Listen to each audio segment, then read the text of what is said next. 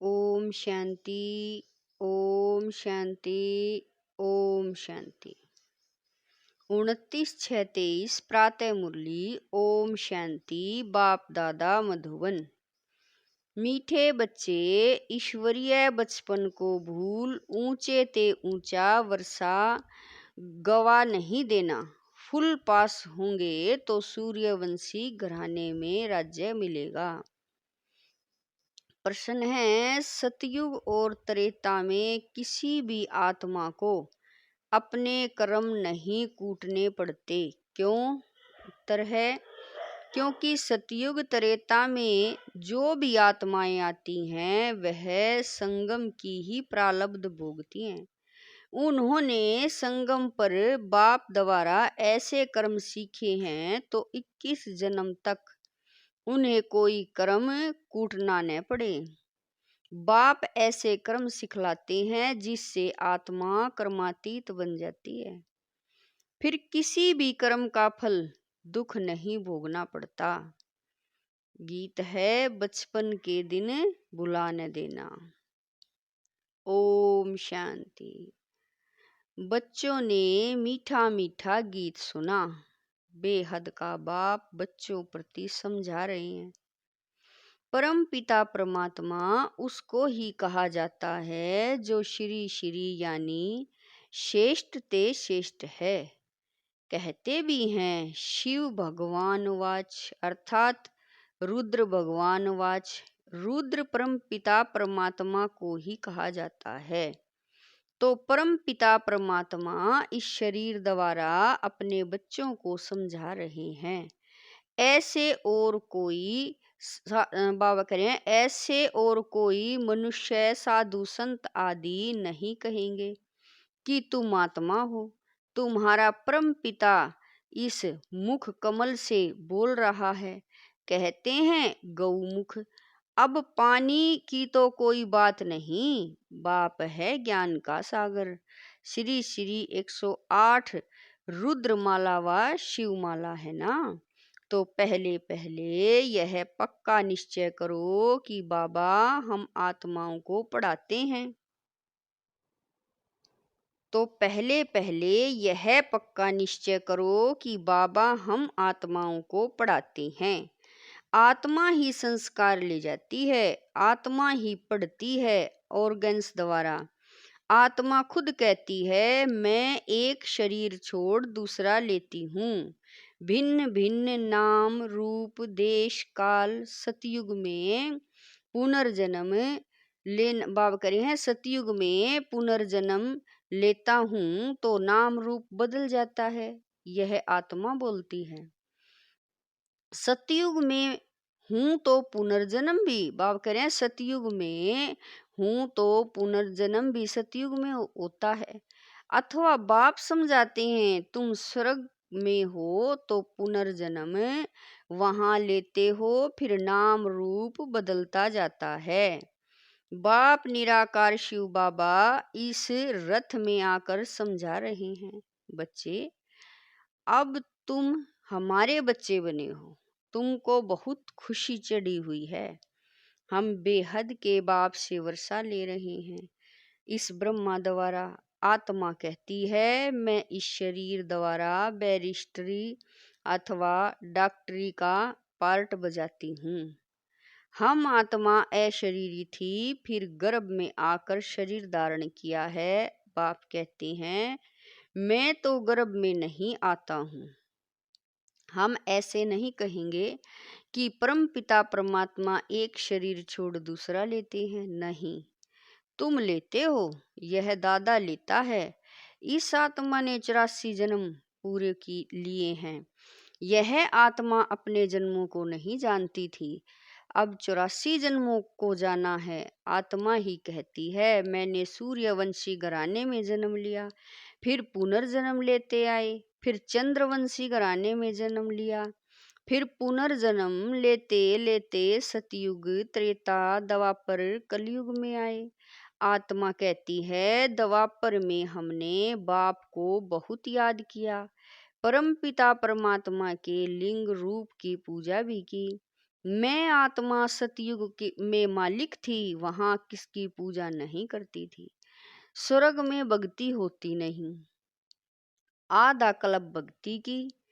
अब फिर बाप के सम्मुख आए हैं, अभी तुम सब निराकार बाप के सम्मुख आए हो साकार द्वारा। बाप कहते हैं यह ईश्वरीय जन्म भूल नहीं जाना। कहते हैं बाबा यह तो बड़ा मुश्किल है। अरे मुश्किल क्या बात है, तुम आत्माओं का बाप मैं हूँ। मैं आया हूँ तुमको पतित से पावन बनाने। तुम स्वर्ग की बादशाही करने लिए पढ़ते हो। ज्ञान के संस्कार मुझ परम पिता परमात्मा में हैं, इसीलिए मुझे ज्ञान सागर मनुष्य सृष्टि का बीज रूप कहते हैं। खुद कहते हैं बरोबर मैं रचेता हूँ, मैं परम धाम में रहता हूँ। मैं यहाँ एक ही बार आता हूँ, जबकि मुझे पढ़ाना होता है। पतित सृष्टि को बाबा कह रहे हैं पतित सृष्टि को आकर पावन बनाता हूँ। जरूर पतित को ही याद करेंगे, सतयुग में पावन तो याद नहीं करेंगे। तो बाबा कह रहे हैं ऐसे तो कोई नहीं कहेंगे कि आकर हम आत्माओं को पतित बनाओ। नहीं, पतित माया ने बनाया है, तब कहते हैं पावन बनाओ। परंतु उन्हों को यह पता नहीं है कि मैं कब आता हूँ। मैं आता ही हूँ संगम पर, और कोई समय नहीं आता हूँ। अभी आया हूँ। तुम मीठे बच्चों ने हमारी गोद ली है। जानते हो बाबा फिर से प्राचीन राजयोग सिखलाते हैं, जिससे भारत पावन बनता है। यह है निराकार ईश्वर की पाठशाला। निराकार बाबा कहते हैं मैं इस तन में आता हूँ। यह ब्रह्मा तुम्हारी बड़ी मम्मा है। वह मम्मा सरस्वती जगदम्बा है, ब्रह्मा की बेटी। बड़ी मम्मा पालना तो नहीं कर सकती, इसीलिए वह जगदम्बा मुकर्रर रखी है। इसके शरीर को जगत अम्बा नहीं कहेंगे, यह माता पिता है। यह ब्रह्मा माता भी है। वर्षा माता से नहीं मिल सकता, वर्षा फिर भी बाप से मिलेगा। इस ब्रह्मा माता के तुम मुख वंशावली हो। बाप कहते हैं बच्चे मेरा बनकर तुम स्वर्ग की बादशाही लेने लिए पुरुषार्थ करते करते फिर कहाँ माया की युद्ध में हार नहीं जाना, भाग नहीं जाना। यह ईश्वरीय बचपन भूलना नहीं, अगर भुलाया तो रोना पड़ेगा। तो बीके सरस्वती जिसको जगदम्बा कहते हैं, वह पालना करने निमित्त बनी हुई है। यह पालना कैसे कर सके। कलश पहले पहले इनको मिलता है, पहले इनके कान सुनते हैं, फिर जगदम्बा है संभालने के लिए। अब बाप कहते हैं मैं संगम युग पर आया हूँ तुमको वापिस ले जाने। जैसे धर्माऊ मास जिसको पुरुषोत्तम मास कहते हैं ना, वैसे यह भी पुरुषोत्तम युग है, जहाँ उत्तम से उत्तम पुरुष बनना होता है। पुरुषोत्तम माना उत्तम से उत्तम पुरुष कौन है। यह श्री लक्ष्मी नारायण, यह नर नारी ऊंचे ते ऊंच कैसे और किस द्वारा बने। बाप कहते हैं मेरे द्वारा, मेरा नाम भी है श्री श्री श्रेष्ठ ते श्रेष्ठ।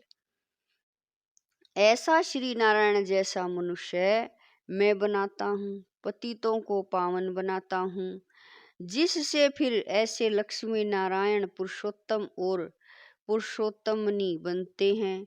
बाप कहते हैं बच्चे देह सहित देह के जो भी संबंध हैं सबको भूलते जाओ, मुझ एक के साथ योग लगाओ। तुम कहते हो हम पाप के बच्चे बाबा कह रहे हैं तुम कहते हो हम बाप के बच्चे बने हैं, बाप के स्थापन किए हुए स्वर्ग के हम मालिक बनेंगे।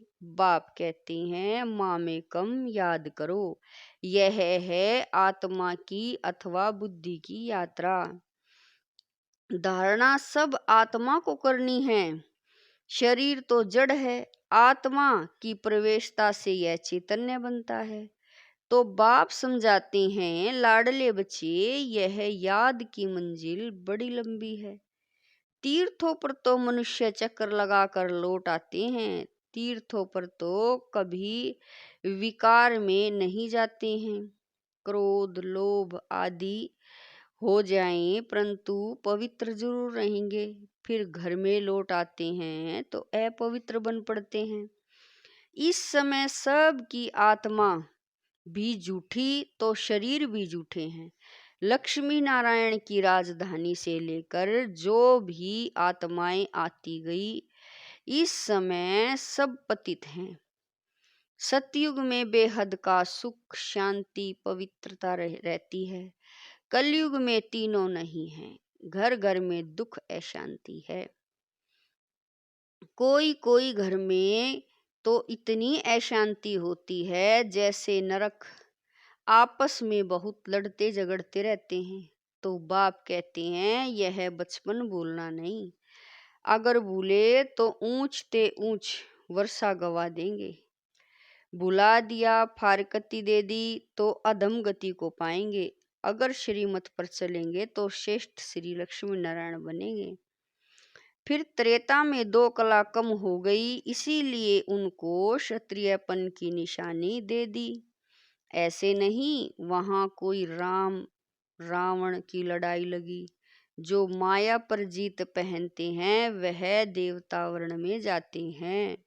पूरे मार्क्स हैं 100। सूर्यवंशी नंबर 1 जो गद्दी पर बैठेंगे, थोड़े कम मार्क्स होंगे तो सेकंड नंबर 33% मार्क्स के नीचे आ जाते हैं, तो राज्य पीछे मिलता है। सूर्यवंशी का पूरा हो फिर चंद्रवंशी का चलता है। सूर्यवंशी फिर चंद्रवंशी बन जाते हैं। सूर्यवंशी राजधानी पास्ट हो गई, ड्रामा को भी समझाना है। सतयुग के बाद त्रेता, सतो प्रधान से सतो हो जाते हैं, खाद पड़ती जाती है। पहले गोल्डन फिर सिल्वर कॉपर, अब तुम्हारी आत्मा में खाद पड़ी हुई है। आत्मा की ज्योति उझाई हुई है, पत्थर बुद्धि बन पड़े हैं। बाप फिर पारस बुद्धि बनाते हैं, कहते हैं, हे आत्माएं, चलते फिरते कोई भी कार्य करते बाप को याद करो। 8 घंटा तो पांडव गवर्नमेंट को मदद करो। अभी तुम आसुरी कुल से ईश्वरीय कुल में आए हो, फिर अगर आसुरी कुल में गए अथवा उनको याद किया तो विक्रम विनाश नहीं होंगे। मेहनत सारी इसमें है, नहीं तो अंत में बहुत रोना पछताना पड़ेगा, पापों का बोझा रह जाता है। तो फिर तुम्हारे लिए ट्रिब्यूनल बैठती है, साक्षात्कार कराते हैं। तुमने फलाने जन्म में यह किया, काशी कलवट में भी साक्षात्कार करा के सजा देते हैं। यहाँ भी साक्षात्कार कराए धर्मराज कहेंगे, देखो बाप तुमको इस ब्रह्मातन से पढ़ाता था, तुमको इतना सिखलाया, फिर भी तुमने यह पाप किए। न सिर्फ इस जन्म के परंतु जन्म जन्मांतर के पापों का साक्षात्कार कराएंगे। टाइम बहुत लगता है, जैसे कि बहुत जन्म सजा खा रहा हूँ, फिर बहुत पछताएंगे, रोएंगे, परंतु हो क्या बाप करे हैं, परंतु हो क्या सकेगा, इसीलिए पहले से बता देता हूँ। नाम बदनाम किया तो बहुत सजा खानी पड़ेगी। इसीलिए बच्चे, मुझ अपने सतगुरु के निंदक मत बनना, नहीं तो सजाएं भी खाएंगे और पद भी कम हो जाएगा।